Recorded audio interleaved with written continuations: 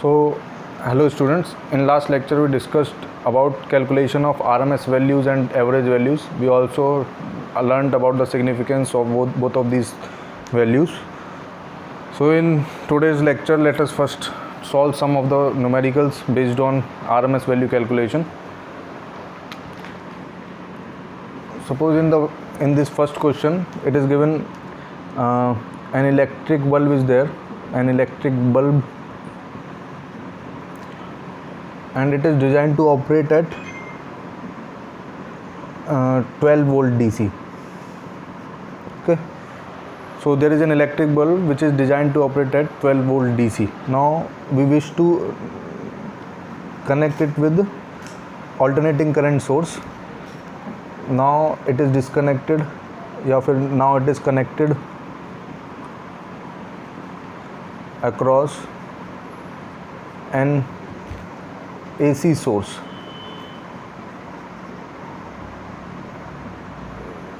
and we found that it gave same brightness.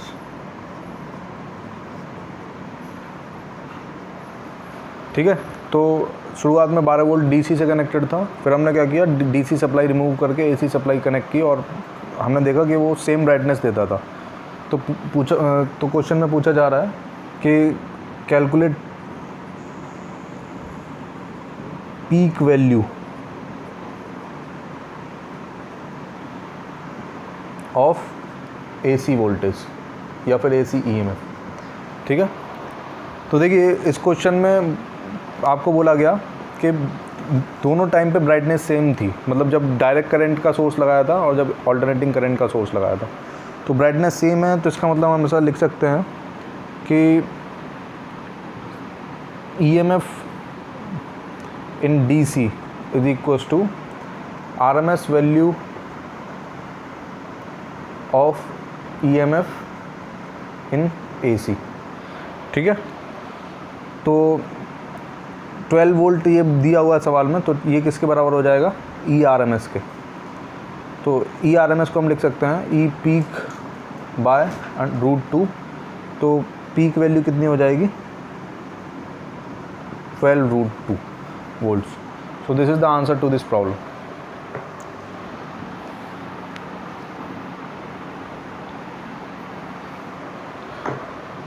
Now suppose there is another question और इसमें दिया गया कि let's say a DC and AC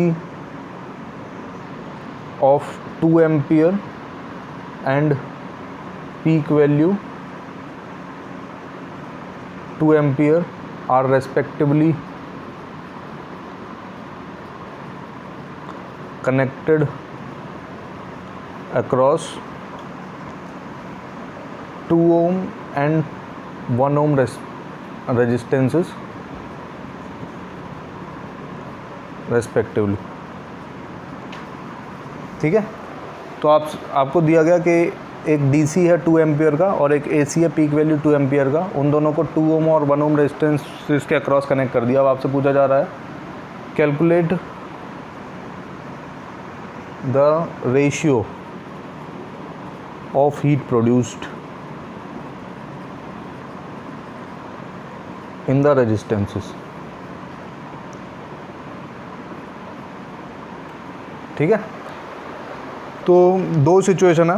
एक case में हमने क्या किया, एक रजिस्टर को डीसी के क्रॉस कनेक्ट किया है और रजिस्टर की वैल्यू है 2 ओम.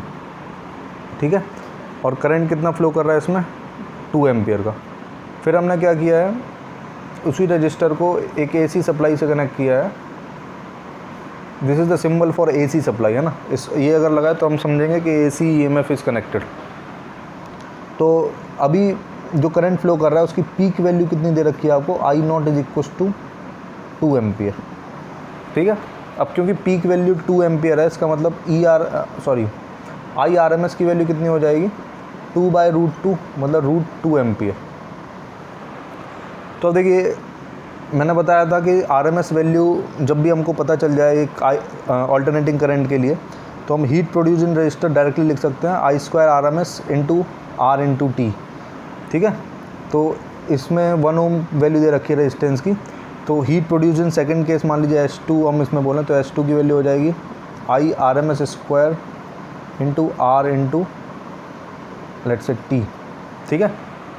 तो I RMS की वैल्यू √2, इसका स्क्वायर हो जाएगा 2 इंटू 1 इंटू T, तो ये आया 2T। उधर कैलकुलेट करेंगे तो H1 की वैल्यू आ जाएगी 2 स्क्वायर इंटू 2 इंटू T, मतलब 8T। So calculating H1 by H2 ये हो जाएगा 4। So this is the answer to this problem.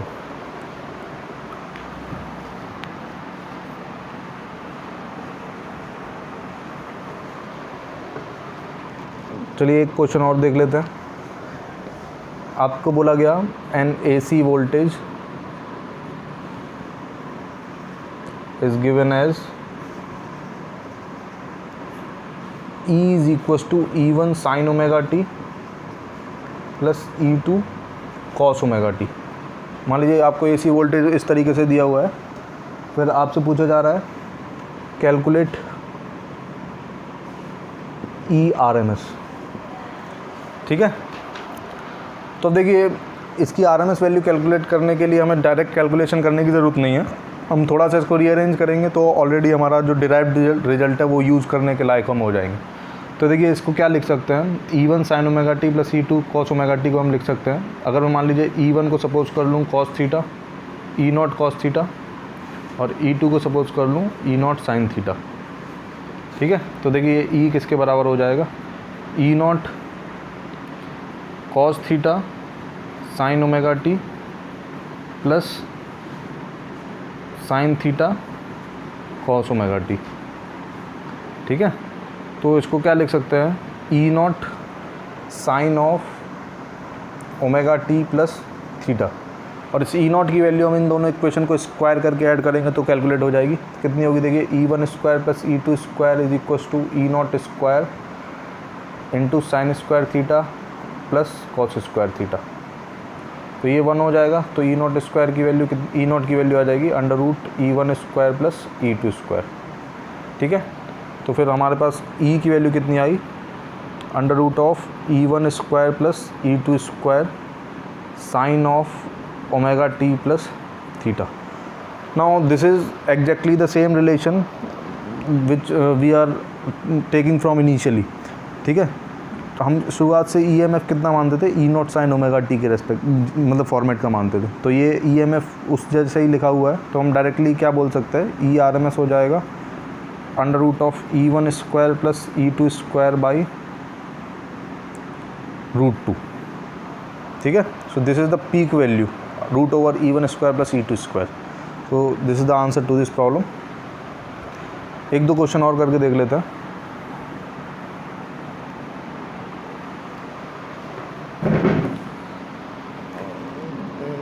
Suppose current की वैल्यू दे रखी है आपको, I is equal to I0 e⁻t by tau across inductor. मान लीजिए LR सर्किट में करंट की इक्वेशन, डिकेइंग करंट की इक्वेशन इस तरीके से है, where tau is the time constant, ठीक है। तो आपसे पूछा गया calculate I RMS from t is equal to 0 to t is equal to tau, ठीक है। तो देखिए कैसे कैलकुलेट करेंगे। So first of all we will calculate I mean square, ठीक है। तो I मीन स्क्वायर कितना होगा, from 0 to tau we will integrate I square dt upon tau. This is the formula for I mean square. तो calculate कर लेते हैं इसको। तो देखिए कितना आ जाएगा, I स्क्वायर होगा I0 square e⁻⁻2t by tau integral 0 to tau dt upon tau, ठीक है। तो देखिए I0 स्क्वायर अपॉन टाउ बाहर आ जाएगा और अंदर क्या बचेगा, e⁻⁻2t बाय टाउ। तो इसका इंटीग्रेशन क्या होगा, e⁻⁻2t by tau upon -2 by tau, और लिमिट्स कहाँ से कहाँ तक पुट करेंगे, 0 टू टाउ, ठीक है। तो देखिए ये टाउ कैंसिल आउट हो जाएगा और -2 हम बाहर ले लेते हैं, तो फिर कितना आएगा देखिए, -2 I0²। अब लिमिट्स पुट करेंगे तो पहले आएगा e⁻², क्योंकि t की जगह टाउ रखेंगे, टाउ कैंसिल आउट हो जाएगा, माइनस जब 0 रखेंगे तो 1, ये माइनस साइन अंदर लिख देते हैं, तो फिर कितना आएगा देखिए, 2I0²,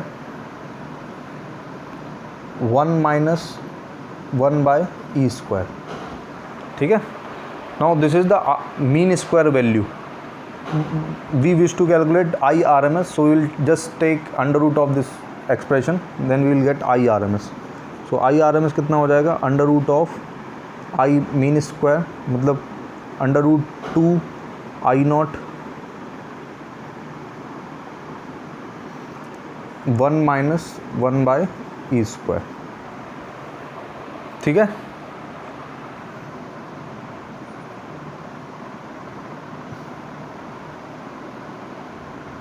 देखिए ये -2 जो है ये डिनोमिनेटर में आएगा, ये मैंने न्यूमरेटर में लिख दिया है, दिस इज़ वन मिस्टेक। तो यहाँ पर डिनोमिनेटर में √2 आ जाएगा। so this is the answer to this problem.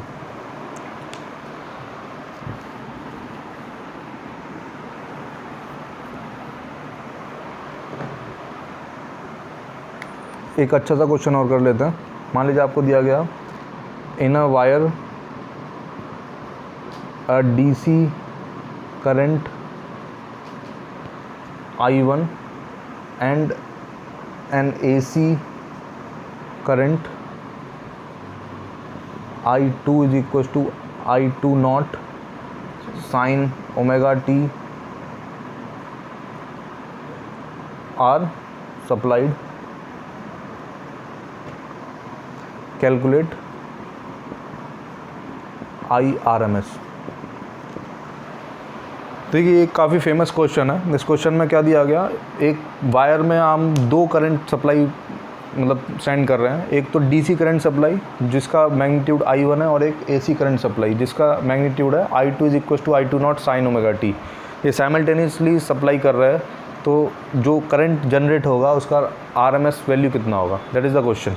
So first of all we will calculate I mean square. तो I मीन स्क्वायर कैसे निकालेंगे हम, integral 0 to t for one time period we will calculate, क्योंकि इसका time period कुछ भी नहीं है, हमेशा वैसा ही रहने वाला है। ठीक है, लेकिन इसका टाइम पीरियड जो होगा तो हम उतने टाइम के लिए IRMS या I मीन स्क्वायर कैलकुलेट करेंगे। तो I² dt है ना, तो I² dt कितना हो जाएगा, देखिए I को हम क्या लिख सकते हैं, I1 plus I2 naught sine omega t. ठीक है, तो इसका स्क्वायर जब करेंगे देखिए कितना आएगा, I1 square plus I2 naught का square sine square omega t plus 2I1 I2 naught sine omega t. ठीक है, upon capital T integral 0 to t dt। अब देखिए इसमें 3 टर्म्स आ रहे हैं, फर्स्ट, सेकंड एंड थर्ड, तो इन तीनों का एवरेज हम कैलकुलेट करेंगे बेसिकली। ठीक है, this is the expression for calculating average. अब देखिए ये जो फर्स्ट टर्म है ये सिर्फ कांस्टेंट है, तो इसका एवरेज तो I1 स्क्वायर ही आ जाएगा। ठीक है, अब सेकंड वाले टर्म का जब हम एवरेज कैलकुलेट करेंगे तो साइन स्क्वायर ओमेगा टी का एवरेज हमें पता है कितना होता है, हाफ, तो इसका कितना हो जाएगा I2 नॉट स्क्वायर बाई 2। और थर्ड वाले टर्म का एवरेज जब कैलकुलेट करेंगे तो साइन ओमेगा टी का एवरेज हम जानते कितना होता है, 0, तो ये टर्म का एवरेज कुछ भी नहीं आएगा। तो फिर सिंपली एवरेज कितना आ जाएगा, I1 square 2 plus I2 not square 2, और क्योंकि जब हम एवरेज करेंगे तो एक मतलब t और मल्टीप्लाई होगा। ठीक है, तो देखिए डिनोमिनेटर में भी t है और न्यूमरेटर में भी t है, तो ये t कैंसिल आउट हो जाएगा, तो ये I मीन स्क्वायर की वैल्यू आई। अब आप IRMS लिख सकते हैं under root of I1 square plus I20 का स्क्वायर बाई 2, या फिर आप ऐसे याद रख सकते हैं IDC square plus I peak of AC square by 2 का अंडर रूट। ठीक है, so this is the answer to this problem. आप इस रिजल्ट को याद भी रख सकते हैं, डायरेक्टली इसको पूछा जाता है कभी कभी।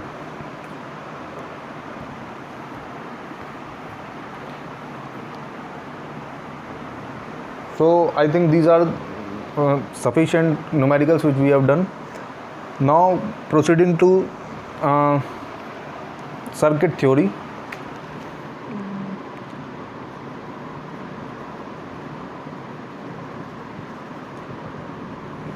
तो सबसे पहले मैं सर्किट थ्योरी स्टार्ट करने से पहले आपको एक चीज़ बताना चाहूँगा। जैसे इंडिया में जो AC सप्लाई आती है, पहले तो ये श्योर होना चाहिए कि AC सप्लाई आ रही है ना, DC सप्लाई नहीं आ रही है, AC सप्लाई आ रही है। और दूसरा, इस AC सप्लाई की कैरेक्टरिस्टिक्स क्या हैं, ये हमारे यहाँ पर जो आती है उसका जो वोल्टेज होता है वो होता है 220 वोल्ट, और इसकी फ्रीक्वेंसी होती है 50 हर्ट्ज़। ठीक है, अब देखिए 220 वोल्ट सप्लाई आ रही है, 50 हर्ट्ज़ आ रहा है। अब देखिए ये जो 220 वोल्ट है इसका क्या मतलब है, तो ये बेसिकली VRMS दिया जाता है आपको, है ना।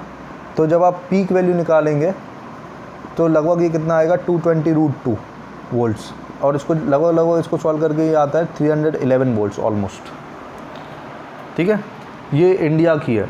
अब देखिए क्योंकि पीक वैल्यू इसकी 311 वोल्ट्स है, तो इसका मतलब 220 वोल्ट AC और 220 वोल्ट DC, जब आप दोनों को कनेक्ट करेंगे, सॉरी दोनों से अगर मान लीजिए आपको झटका लगता है, एक बार DC से 220 वोल्ट के और एक बार AC से, तो फिर 220 वोल्ट का AC ज़्यादा डेंजरस है, क्योंकि वो पीक वैल्यू उसकी 311 वोल्ट्स है। मतलब आपको जो झटका मिलेगा वो मैक्सिमम कितना वोल्टेज का मिल सकता है, 311 वोल्ट्स का। ठीक है, so this is more dangerous than DC supply. और जो US में जो सप्लाई आती है उसका जो रेटिंग्स है वो क्या रहता है, 110 वोल्ट्स एंड 100 हर्ट्ज़। अब देखिए कोई लॉजिक नहीं है कि मतलब ये ज़्यादा अच्छा है ये ज़्यादा अच्छा है, ये एक सिस्टम एक टाइम पे बन गया और फिर वहीं पे वैसा ही फॉलो होता आ रहा है। तो बस इसी कारण से ये दोनों सप्लाईज़ हैं। अब दोनों के कुछ बेनिफिट्स भी हैं और कुछ डिसएडवांटेजेस भी हैं, लेकिन एक बार जब सिस्टम बन गया तो वो फॉलो होता आ रहा है। तो मोस्टली एशियन कंट्रीज़ में ये इंडिया वाला ही फॉलो होता है। तो ये इंडिया और US के सप्लाई के बारे में। अब थोड़ा सा मैं आपको इंस्ट्रूमेंट्स के बारे में और बता देता हूँ। अब देखिए अगर आपसे पूछा जाए जो अमीटर होते हैं, अमीटर, वोल्ट मीटर या फिर गैल्वेनोमीटर, ये तीनों इंस्ट्रूमेंट हमने पढ़े हैं। तो अगर आपसे पूछा ये क्या मेज़र करते हैं, AC या DC, तो बेसिकली ये DC मेज़र करते हैं।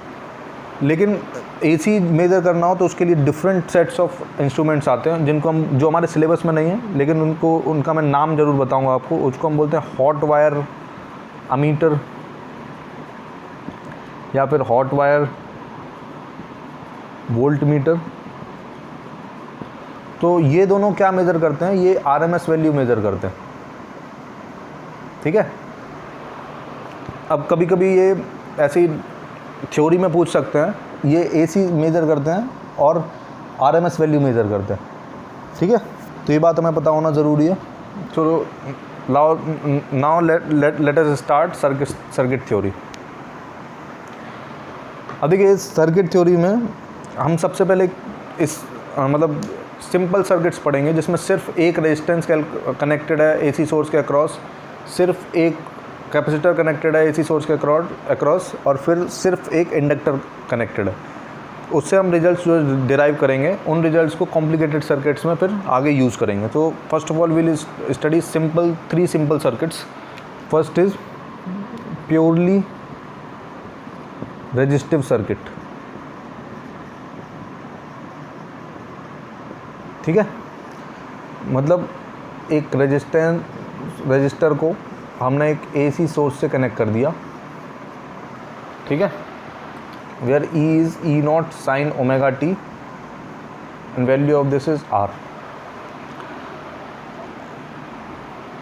अब देखिए क्योंकि ये दोनों रजिस्टर और ईएमएफ पैरेलल में है, तो जो वोल्टेज इसका होगा ईएमएफ का, वही वोल्टेज इस रजिस्टर के अक्रॉस भी होगा। ठीक है, तो फिर हम डायरेक्टली क्या लिख सकते हैं, E naught sine omega t is equals to I into R. ठीक है, अब देखिए ये आई की वैल्यू कितनी आ जाएगी, E naught by R sine omega t. I am directly applying Ohm's law here. तो देखिए आई की वैल्यू कितनी आई, E naught by R sine omega t. तो इस ई नॉट बाई आर को हम क्या बोल सकते हैं, I naught, which is the peak value of current that will flow through this circuit. ठीक है, और आई आर एम एस कितना हो जाएगा, I naught by root two. Now if we just look at these two expression, EMF वाले expression पे और current वाले एक्सप्रेशन पे, अगर इन दोनों को ढंग से देखेंगे तो हमें दिख रहा है कि दोनों में कोई भी फेज डिफरेंस नहीं है। तो हम लिख सकते हैं in purely resistive circuit both EMF and current are in same phase.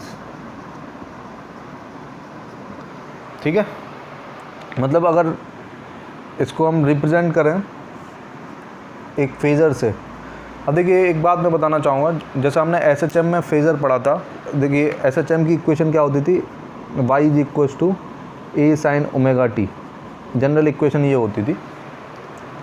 अब देखिए आप अगर इन दोनों को कंपेयर करें तो दोनों एग्जैक्टली सेम इक्वेशन है ना, बस टर्मिनोलॉजी डिफरेंट है। इधर हम y कैलकुलेट कर रहे हैं जो कि डिस्प्लेसमेंट बता रहा है, और ये उसका डिस्प्लेसमेंट एम्पलीट्यूड है। तो यहाँ पर हमने y की जगह क्या कैलकुलेट कर रहे हैं, ईएमएफ, ठीक है, या फिर करंट। तो जो मतलब जो कैलकुलेशंस हमने एसएचएम चैप्टर में की थी वो सारी की सारी कैलकुलेशन में यहाँ पर भी हेल्प करेंगी। हालांकि ये टर्म्स बस नाम में ही डिफरेंट हैं, तो ऐड या सब्ट्रैक्ट या फिर हम सुपरपोजिशन ऑफ एसएचएम जो पढ़े थे वहाँ पर, वो सारा का सारा यहाँ पर भी यूज़ होगा, है ना। तो हमने याद करिए एसएचएम को एक फेजर के ज़रिए रिप्रेजेंट किया था, ऐसे ही यहाँ पर भी हम इनको फेजर से भी रिप्रेजेंट करेंगे, है ना। तो देखिए अगर मैं आई को रेफरेंस मानूँ तो फिर आई अगर मैंने यहाँ बना दिया सपोज़, या सॉरी ई को अगर रेफरेंस मानूँ तो ई ऐसे बना दिया, तो आई नॉट, आई करंट अगर हम डिनोट करें तो फिर वो छोटे वेक्टर का होगा, क्योंकि ई नॉट बाई आर, तो वो इस तरीके से हो जाएगा। ठीक है, दोनों सेम फेज में, तो दोनों एक ही डायरेक्शन में पॉइंट करेंगे। तो this is very important to remember कि in resistor both EMF and current are in same phase. ठीक है, and this is the phasor diagram.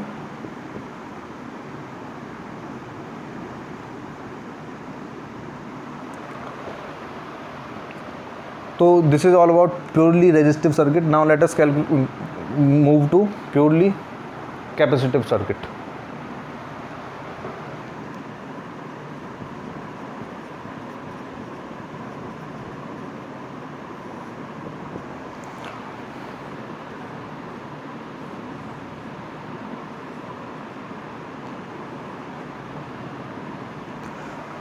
और लेट से ईएमएफ की इक्वेशन है E naught sine omega t. ठीक है, अब देखिए ये दोनों क्योंकि पैरेलल में है, इसलिए हम डायरेक्टली बोल सकते हैं E naught sine omega t is equal to क्या होना चाहिए, क्यू बाय सी। ठीक है, अब जैसी पोलैरिटी इसकी होगी प्लस माइनस या फिर माइनस प्लस, क्योंकि ये बार बार चेंज हो रही है, तो जो पोलैरिटी इसकी होगी वही प्लेट्स के चार्ज की पोलैरिटी भी होगी, है ना। तो देखिए अगर ये पॉजिटिव है तो ये पॉजिटिव होगा, ये नेगेटिव है तो ये नेगेटिव होगा। तो फिर क्योंकि Q बार बार चेंज करता रहेगा, तो फिर हम Q मतलब I को लिख सकते हैं, जो करंट जो इसमें फ्लो करेगा उसको हम लिख सकते हैं dQ बाय dt।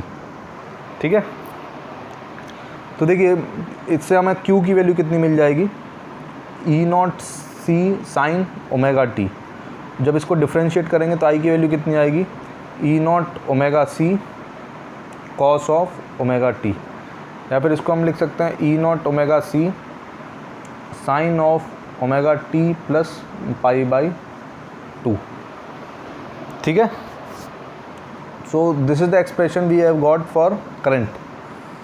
अब देखिए इसमें हम कुछ अच्छे रिजल्ट्स, यूज़फुल रिजल्ट्स इसके बारे में बोल सकते हैं। सी हमारे पास EMF की इक्वेशन है वो E naught sine omega T है, और करंट की इक्वेशन जो है वो है E naught omega C sine omega t plus pi by two. अब देखिए इस I को अगर मैं ऐसे लिखूँ E naught upon 1 by omega C, और ये है sine of omega t plus pi by two, ठीक है। तो देखिए ये जो टर्म है जो डिनोमिनेटर में लिखा है 1 बाई ओमेगा सी, तो इसको मैंने इस तरीके से इसलिए लिखा जिससे ये रजिस्टर के जैसा काम करे, क्योंकि इससे पहले जब हमने रेजिस्टेंस के लिए इक्वेशन डिराइव की थी तो कितना आया था, I is equal to E naught by R sine omega t.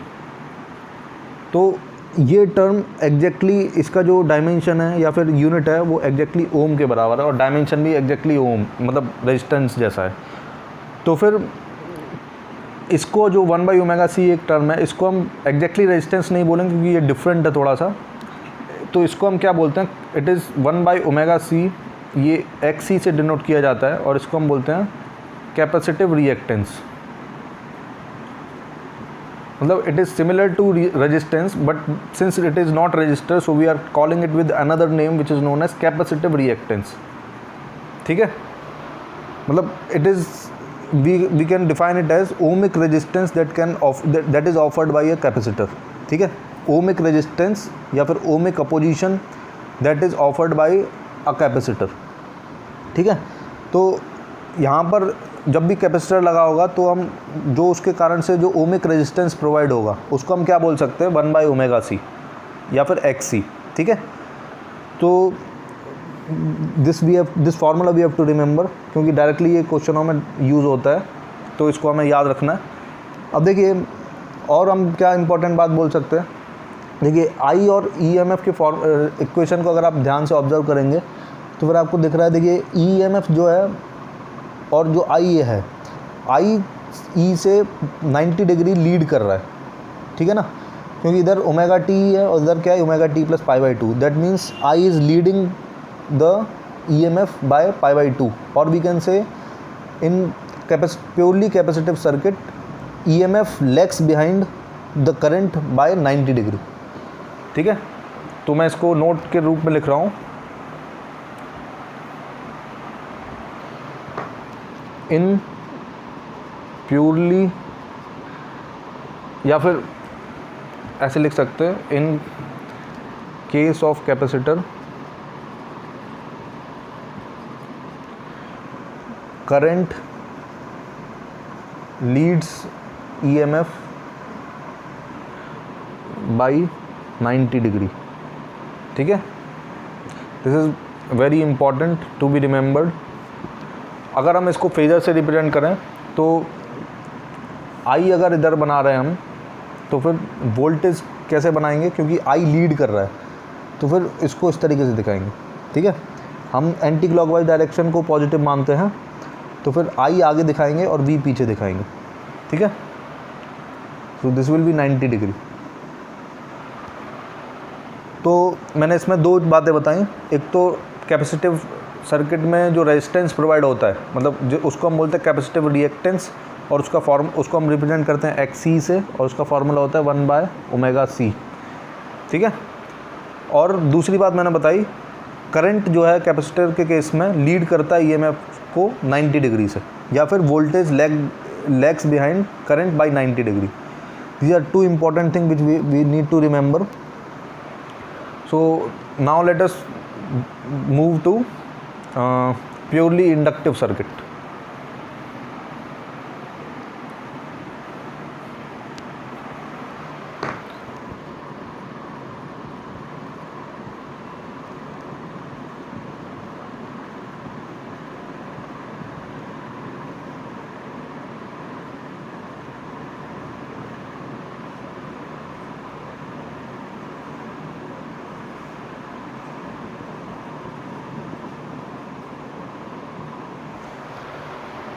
तो अब देखिए ये दोनों के दोनों मतलब इंडक्टर और ये EMF सोर्स दोनों पैरेलल में कनेक्टेड है, तो फिर हम लिख सकते हैं E naught sine omega t is equal to L d i by d t. ठीक है, इस डी टी को इधर भेज देंगे तो देखिए क्या आता है, E naught sine omega t d t is equal to L d I. फिर इंटीग्रेट करेंगे तो फिर देखिए क्या आएगा, E naught cos omega t minus E naught cos of omega t by omega is equals to L I plus constant. ठीक है, इसको पूरे को एल से डिवाइड कर देंगे तो देखिए क्या आएगा, minus E naught by omega L, इसको हम लिख सकते हैं कॉस ओमेगा टी को sine of omega t minus pi by two is equals to I plus constant. या फिर इस कांस्टेंट को इधर लेके आएंगे तो C minus E naught by omega L into sine omega t minus pi by two is current. तो अब देखिए, क्योंकि यहाँ पे करंट सिर्फ ऑल्टरनेटिंग करंट फ्लो करेगा तो फिर इसलिए हम बोल सकते हैं इस कांस्टेंट को क्या होना चाहिए, ज़ीरो। ठीक है, क्योंकि कोई डायरेक्ट करंट का सोर्स इसमें है नहीं, तो ये कांस्टेंट कभी चेंज नहीं होगा और कुछ वैल्यू हमने लिख दी, तो इसका मतलब है this C should be zero. तो फिर हम क्या बोल सकते हैं, I is E naught by omega L sine omega t minus pi by two, इस तरीके से। तो अब देखिए, जैसे हमने कैपेसिटर के केस में पढ़ा तो ई नॉट के नीचे डिनोमीटर में जो टर्म आया था उसको हमने क्या डिफाइन किया था, कैपेसिटिव रिएक्टेंस। ऐसे ही यहाँ पर ये जो ओमेगा एल है इसका डायमेंशन भी ओम के जैसा आता है, रजिस्टर की जैसा। तो फिर इस ओमेगा एल को हम एक्स एल से रिप्रेजेंट करते हैं, जिसको हम जो है ओमेगा एल के बराबर, और इसको हम बोलते हैं inductive reactance.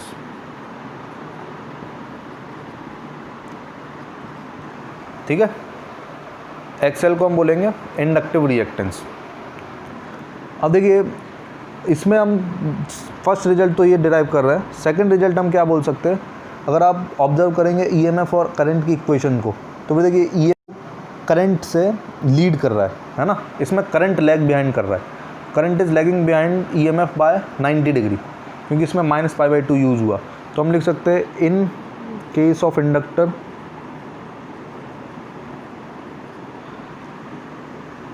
I lags behind EMF by pi by two. मतलब अगर हम इसको फेजर डायग्राम से रिप्रेजेंट करें तो फिर इस तरीके से बता सकते हैं। देखिए, इसमें I को अगर रेफरेंस माने तो EMF जो है लीड करेगा, तो EMF को कैसे आना पड़ेगा, इस तरीके से। ठीक है, so this is the phasor representation. So till now we have discussed three things: purely resistive circuit, purely inductive circuit and purely capacitive circuit. ठीक है, तो फिर थोड़ा और डिस्कशन करते हैं। अब देखिए, dependence of L and C on AC frequency. This is XL and XC, है ना। मतलब देखिए, एक्सएल की वैल्यू हमने क्या डिस्कस की, ये वैल्यू आई एक्सएल की वैल्यू ओमेगा इंटू एल, और एक्स सी की वैल्यू कितनी आई, 1 बाय ओमेगा सी। ठीक है, अब देखिए इस एक्सएल को हम देख रहे हैं इस रिलेशन से, XL is directly proportional to omega, और एक्स सी को हम देख रहे हैं it is inversely proportional to omega. तो मतलब एट वेरी हाई फ्रीक्वेंसी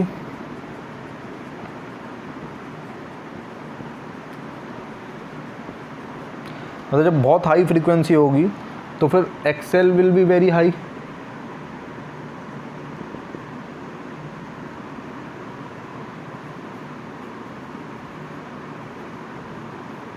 ठीक है, और X C will be very low, और एट वेरी लो फ्रीक्वेंसी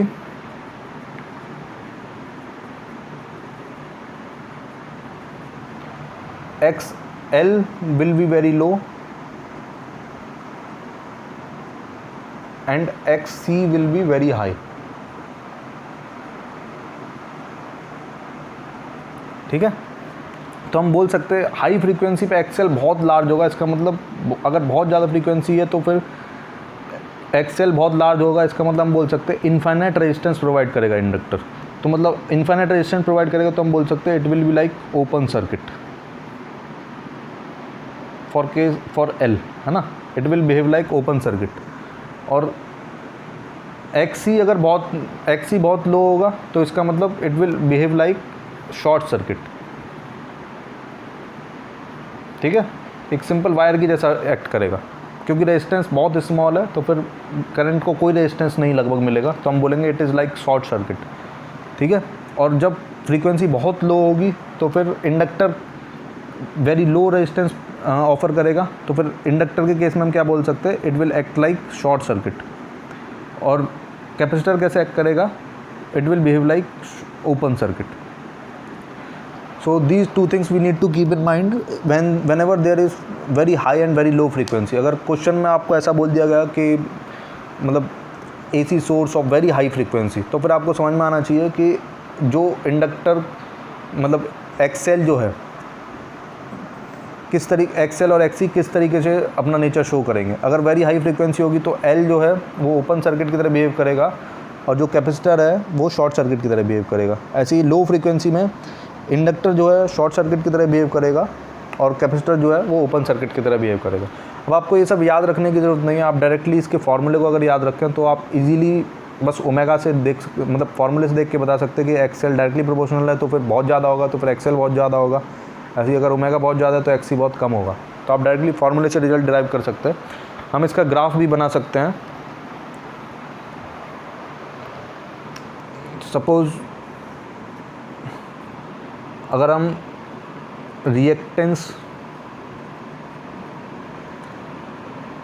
और फ्रीक्वेंसी का ग्राफ बनाएं, रिएक्टेंस, अब देखिए रिएक्टेंस का मीनिंग और मैं बता देता हूँ। इट कैन बी कैपेसिटिव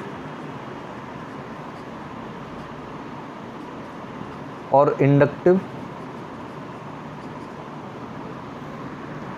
और बोथ।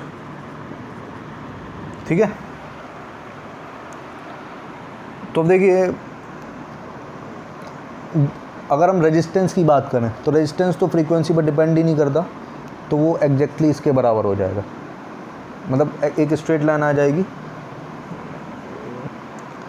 और अगर हम इंडक्टर के लिए बनाएं तो एक्सएल डायरेक्टली प्रोपोर्शनल होता है, तो फिर ये एक स्ट्रेट लाइन होगी 45 डिग्री, मतलब straight line passing through origin. ठीक है, so this is for inductor, this is for register. और अगर हम कैपेसिटर की बात करें तो वो इन्वर्सली प्रोपोर्शनल होता है, तो फिर it will be like this. ठीक है, फॉर कैपेसिटर। तो इस ग्राफ के जरिए भी हम देख सकते हैं, जब फ्रीक्वेंसी बहुत हाई है तो फिर इंडक्टर का रेजिस्टेंस बहुत ज़्यादा है और कैपेसिटर का रेजिस्टेंस ऑलमोस्ट ज़ीरो है। और जब फ्रीक्वेंसी बहुत लो है उस समय कैपेसिटर का रेजिस्टेंस बहुत ज़्यादा है और फिर इंडक्टर का रेजिस्टेंस ऑलमोस्ट मतलब ज़ीरो को टेंड कर रहा है। So this is all about dependence of XL and XC on AC frequency. अब कुछ न्यूमेरिकल करके देख लेते हैं।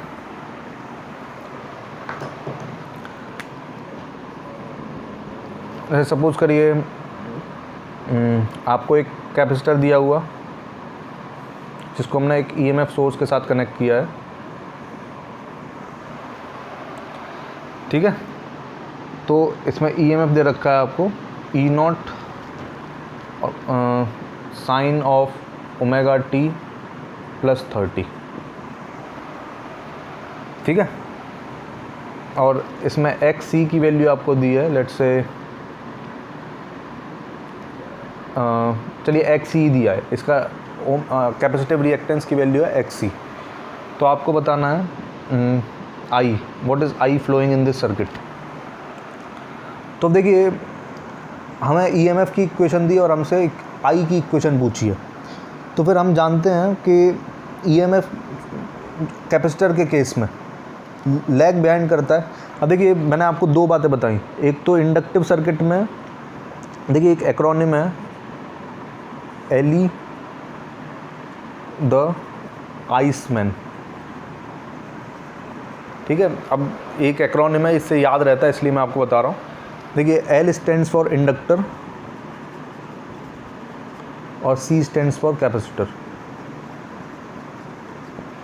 तो LE द आइसमैन, इसका मतलब LE में E पहले आता है, इसका मतलब EMF leads in case of inductor and in case of capacitor current leads, then current leads EMF, ठीक है। इंडक्टर के केस में EMF लीड करता है करंट को और कैपेसिटर के केस में करंट लीड करता है EMF को। तो इस एक्रोनिम से आप याद रख सकते हैं वो दोनों रिजल्ट्स जो हमने पहले डिराइव कर चुके हैं, ठीक है। तो अब देखिए कैपेसिटर के केस में करंट लीड करता है EMF को, तो कितने से लीड करता है 90 डिग्री से। तो फिर I की इक्वेशन हम डायरेक्टली क्या लिख सकते हैं, E0/XC sine of omega t plus 30 कितने से लीड कर रहा है 90 से, तो plus 90। So this is the equation for current. It is very very simple question. तो एक क्वेश्चन और करते हैं ऐसा ही।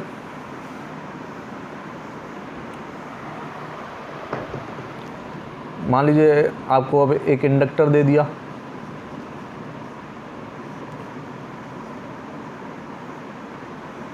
और EMF की इक्वेशन दी है, let's say E0 sign omega t plus 150, और आपसे फिर करंट की इक्वेशन पूछी है और इसका इंडक्टिव रिएक्टेंस है लेट्स से XL। तो LE वाले एक्रोनिम में हमें पता चल रहा है इस एक्रोनिम से कि EMF पहले आ रहा है, तो EMF लीड करता है 90 डिग्री से, तो करंट जो है 90 डिग्री लैग बिहाइंड करेगा EMF से। तो हम क्या लिखेंगे, E0/XL sine of omega t plus 150 minus 90।